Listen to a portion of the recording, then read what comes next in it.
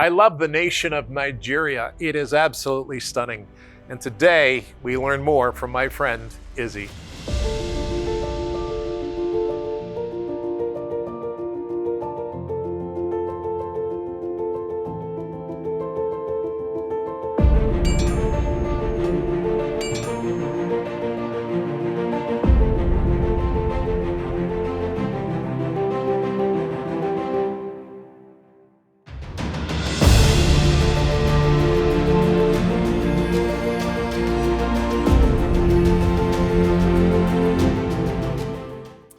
What does it mean when all of a sudden somebody just has a gift? Well, this is something that's interesting. It is in 2 Timothy chapter 1, verse 7.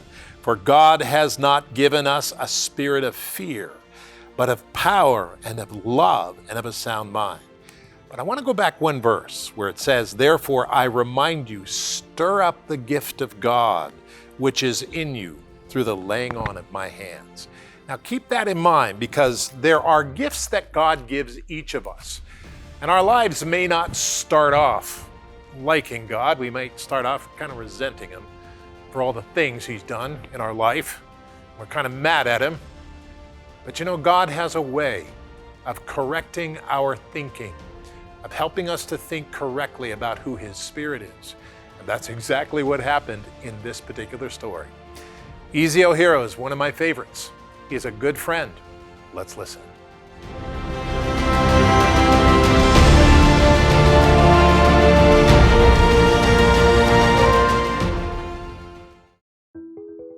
The Bible Discovery Guide takes you through pages of the most important book that you will ever read.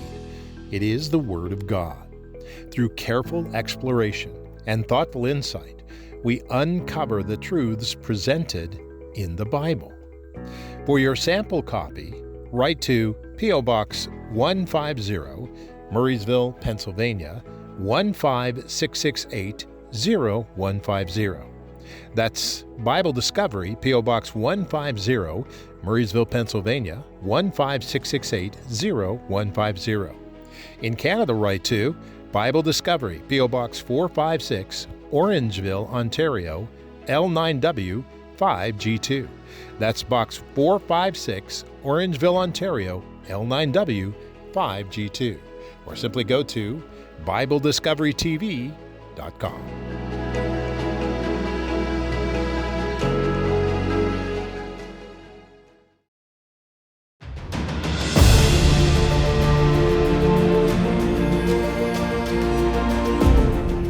One of my favorite places in the world is Nigeria, because of the people. I like Nigeria because of the people, and that is fascinating. And as we go forward, we have a guest here, a friend of mine, and Izzy Ohiro is his name. Izzy, welcome.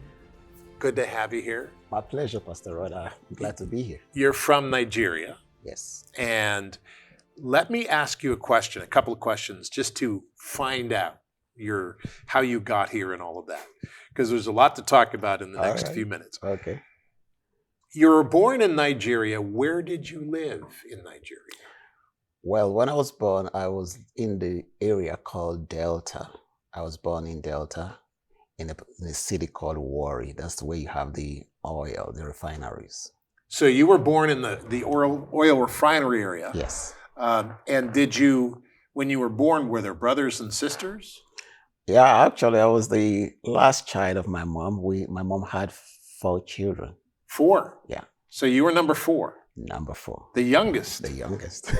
So, and my question was, did they get themselves involved in any Catholic work or any churches like that, or were they just people that didn't have religion or didn't have anything going on?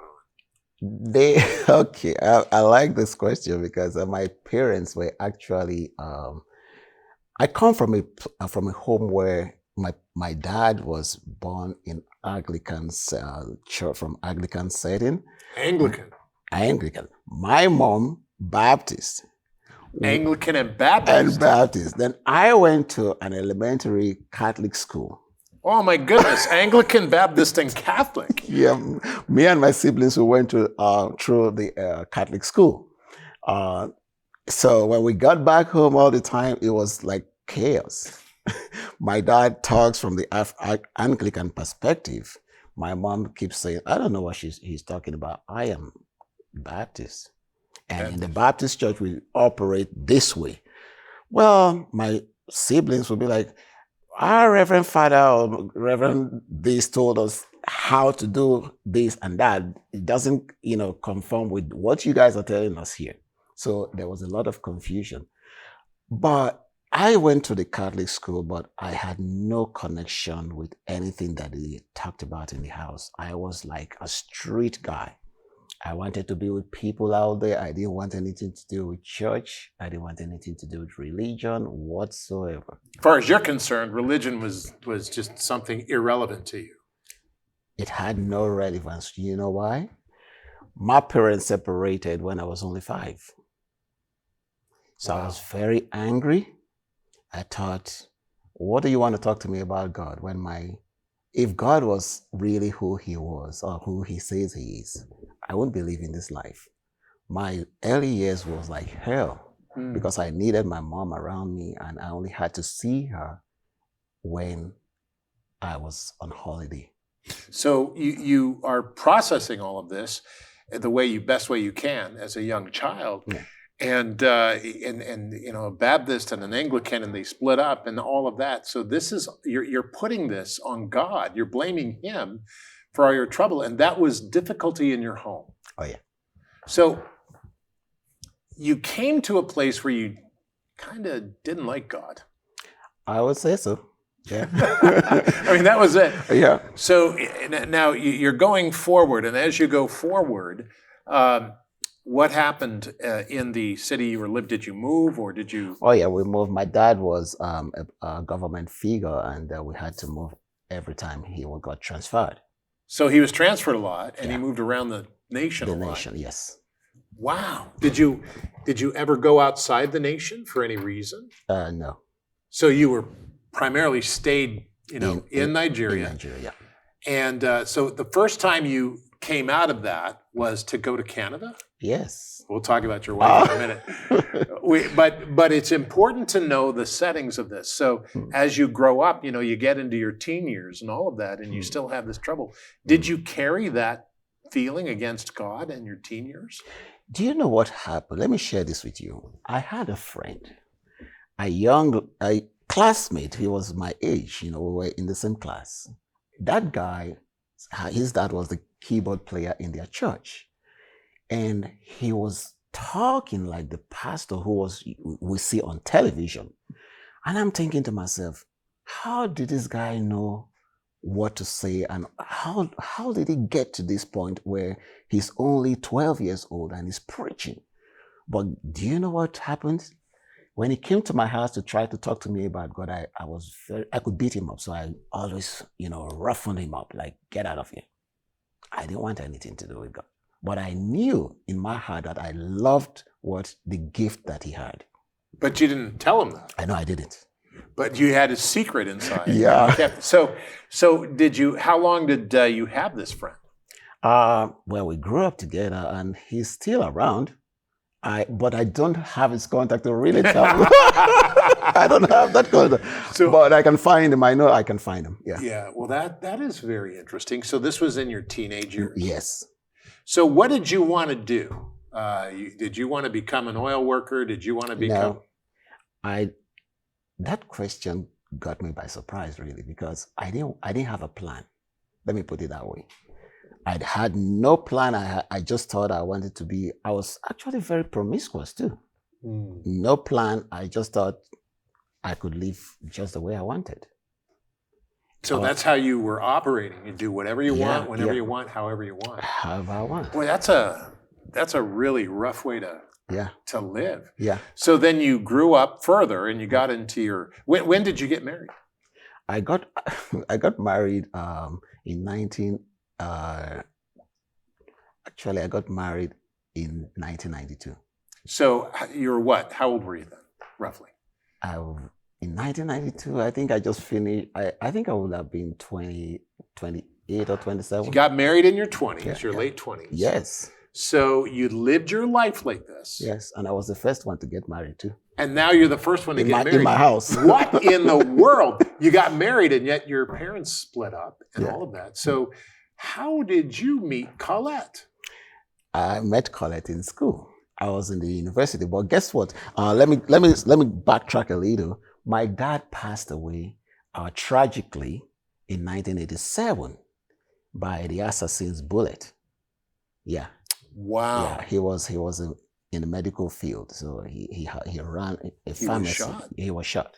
So he ran a pharmacy, and they came, took some money, and eventually somebody just pulled the trigger and shot him. And that was even more severe to me in terms of my spiritual growth, because I was thinking to myself, if God really exists, my dad won't go this way. So I didn't want, at that point, I became very, very rebellious. So it just keeps going the opposite direction for you. Yeah. Worse. God is worse. Yeah, but God was talking to me. I knew God wanted me, for himself. He wanted me for something. Why? Because when my dad passed away, I decided to be serious with life because I didn't have any other option. So I went back to school. That's how I met Colette. What were you schooling for? I was in the dramatic arts department at that time. So you go into drama, she's in the drama, Yeah. So that's where you met. Tell me about when you met her. Oh, when I met her, that story, I'm going to try to compress it as much and summarize it. When I met Colette, a friend of mine, my roommate, had come to me. Oh, there's this one girl, she's so pretty and all of that. I'm like, I wanted to tell you about the one girl that I saw too. So we described the same person. The same person? Yeah. And I'm like, no, you don't even try to speak to her, because that is my wife. You said that even before you even... I even told Colette, maybe when you have her on one of your segments, if you have the opportunity, she will tell it to you. When I met her, I said, you're going to be my wife. I found my wife. Wow. Yeah. So and God's still a bad guy because, he's the reason everybody gets split up and all of that. Yeah. So this is really interesting. Okay, so we're going to stop here, All right. Take a break, we'll come back. Now this is, the change that's going to take place here is very dramatic and very interesting. So I would encourage you to stay tuned, because in the next couple of minutes, we're going to find out what happened, because something changed drastically, and we'll discover that in just a moment. Stay there.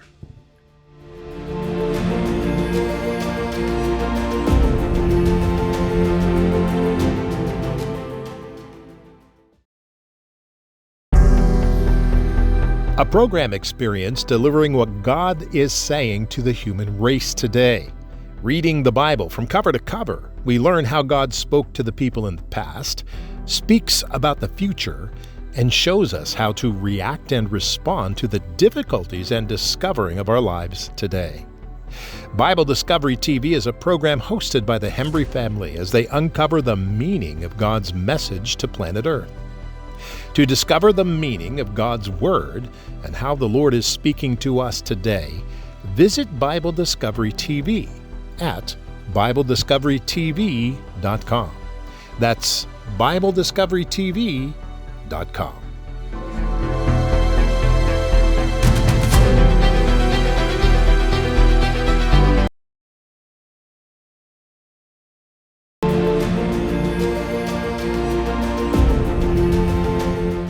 He was involved in some very bad things, and he sees a woman, describes her, his friend describes him, and they're talking about the same woman because his friend saw the woman. And this is Colette. I'm talking to Izzy Ohiro here. Now, Izzy, you're in Nigeria. Yeah. You're going to school. You're in performing arts and all of that. You meet this girl. Yeah. And so continue the story. Tell me about this. Okay, so my friend and I, we had to agree on, we were actually three people in the room, three roommates. And the third guy says to the other guy, I think Izzy is the best candidate for this because he really wants to marry her.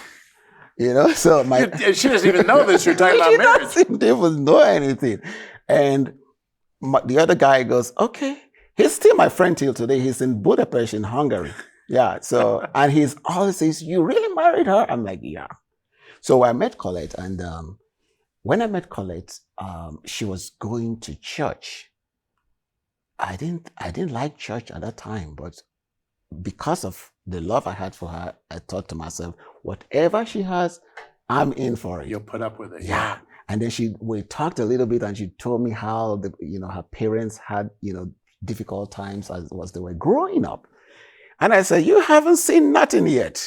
My parents, it was like night and day. There was big turbulence in my house. So I can associate, I identify with what you're telling me. But you know what? I think you should go back home, and reconcile with your parents. So she and her mom didn't used to get along, I took her back home. Yeah. And I took her to my mom. I had brought many girls to my home before. Colette shouldn't hear this though. But she knows. She knows all my stories. So I brought several other people to the house to show to my mom. My mom said no. When Colette came to my house, I was very nervous because my mom was very, very skeptical. I want the best person for my child. And of course, I was the last one. So when I brought Colette to the house, my mom says, this one.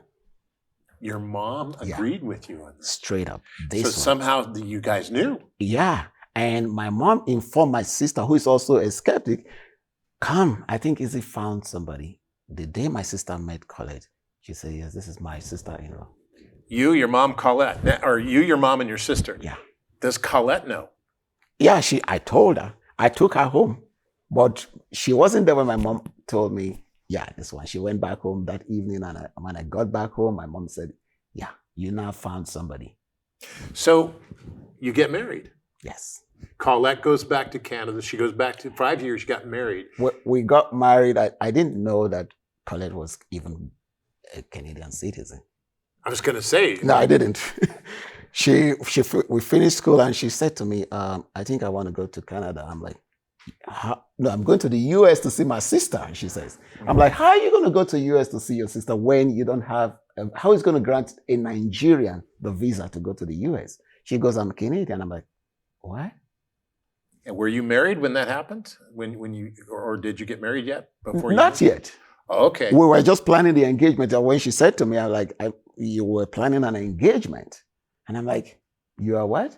She goes, I'm Canadian. I'm like, I laughed, and it was like a joke to me. But eventually, we got to see her passport and everything. I'm like, wow.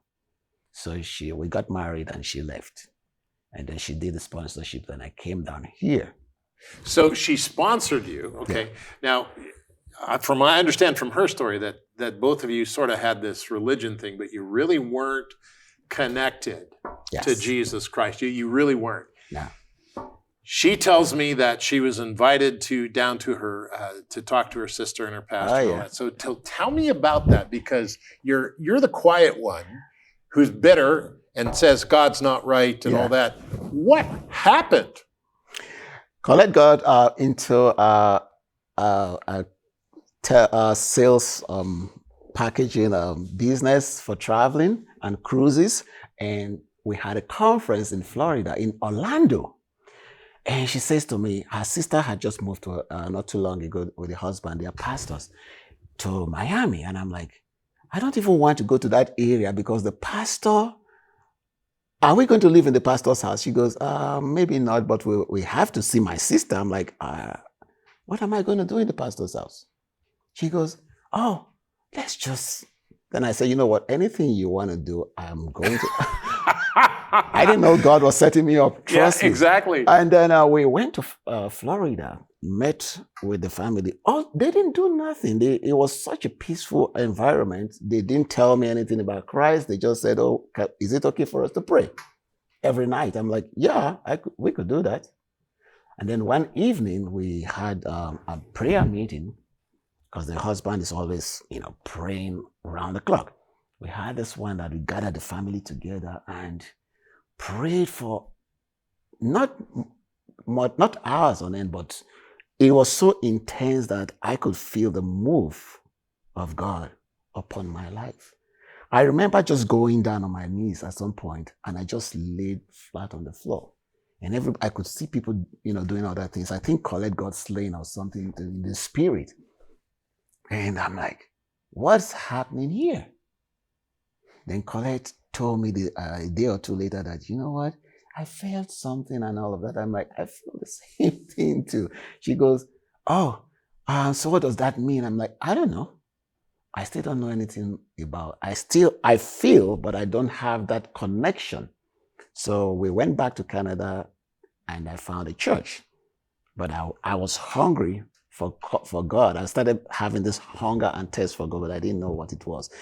Until, I'm not sure if Colette shared anything like this with you. We lost our jobs. We got back to Canada and there was nothing to do, but I was content. No job, nothing. But guess what? The enemy came to wait for me at some point. I was on unemployment insurance. I was receiving benefits. And my computer used to be the channel that I would send my application to every week, my reporting. When I got back home, the computer crashed. No money to go to the repairer, nothing. So I just thought, God, that was the major temptation I had when I got back. After I thought I had an encounter with Christ, I rebuked the name of the Lord. I said, no, you don't exist. I was so mad. And then I slammed the computer, I almost broke it. And I said, God, if you really are who you say you are, why am I going through all of this? I don't believe you. I could feel, Pastor Rod, I could feel a nudge or tap on my shoulder. Turn on the computer. And I'm like, I'm not turning on the computer. You know this thing is broken. Turn on the computer. I hit the power button on again, and the computer came back on. And I'm like, wow. All the blue lights that were on the screen for about 10 seconds, I didn't see nothing. Then everything came back alive. I'm like, wow, he's real. That's when I started to realize that I had that relationship, that connection. I started believing that truly, because I dared him. I said, if you really are, why am I going through this? Show up, do something. Let me believe. Let me see a sign. And that was it. So he gave you a sign. He did.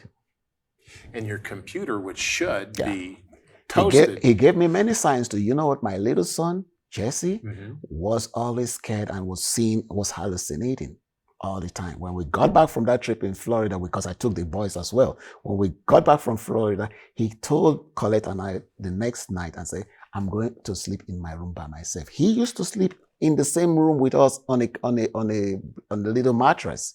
He was scared of everything. So another sign was your son is no longer afraid. Of nothing till today. Wow. Yeah. That's absolutely amazing. And then my oldest son, who was having difficulty with speech, started speaking words.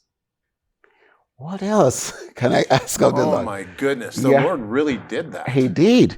So at the same time, and Colette got her job, she became restored, and few weeks later, I got my job back. And I was earning twice the position that I had lost. So that's absolutely amazing. Yes. So you're in this church then, you get into this church and you begin to grow in the Lord. You begin to learn more. Well, like I said earlier, I have stories upon stories. I went into the church and we had no worshipers, we had no musicians, and then the Lord, they gave the revelation to the pastor of that church and said, musicians will come out of this church. And I'm like, musicians? We're only about 20 or 15 people in this church, and no one, including myself, has ever seen a musical instrument. Guess what? On my way back from church that day, I went to a musical store called Longer Marquette in Brampton, and a keyboard was on sale. I bought it. Self-taught. Self-taught. Yeah. So I see you playing the keyboard up on the worship team, and that's all self-taught. Yes. It's a miracle, really, in the sense that I say to people, if I can do this, because when I got born again, I said to God, I want you to use me. and I'm willing to do anything, go any path that you want me to go. And that's how we got into even the ministry that we're running to, the moving with compassion for Jesus, because Christ had compassion on me. So this is important to know, that your life, you started off hating God, but then God literally revealed himself to you through signs. Yes. Your life tells the story of what God can do when somebody makes a decision to stop resisting God. Yes.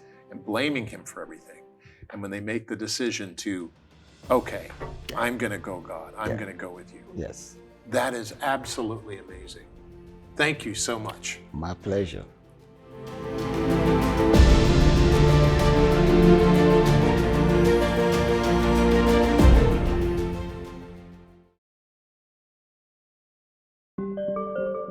The most known, yet most underread book in the world. What is it? It's the Bible. It is known by millions, yet undiscovered by millions. The Bible is a book rich in the knowledge about us and about God. Come along with us as we explore this beautiful book full of God's wonder and discover what it really means to be human. From the first book of Genesis all the way to the last book of Revelation, join us, people determined to know what the Word of God says.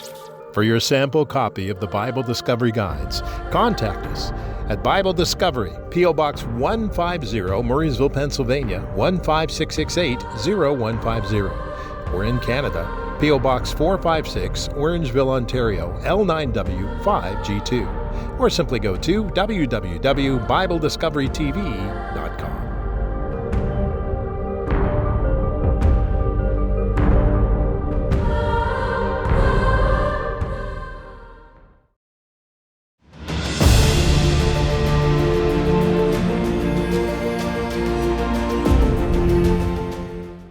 It perhaps is one of my favorite scriptures in the Bible, and I read it in the opener. Here it is. It says in 2 Timothy chapter 1, verse 6, "Therefore I remind you to stir up the gift of God, which is in you, through the laying on of my hands. For God has not given us a spirit of fear, but of love and of power and of a sound mind." What are the gifts that you have?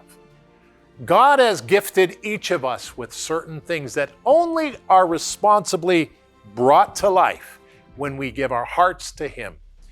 Give your heart to Jesus Christ today. This is very important, not only just to save yourself, but to activate all of the things that God has called you to do. That's something that Izzy, my friend, has told us about, and he understands it. It is a very, very good thing to make yourself aware of Jesus Christ. Do that today.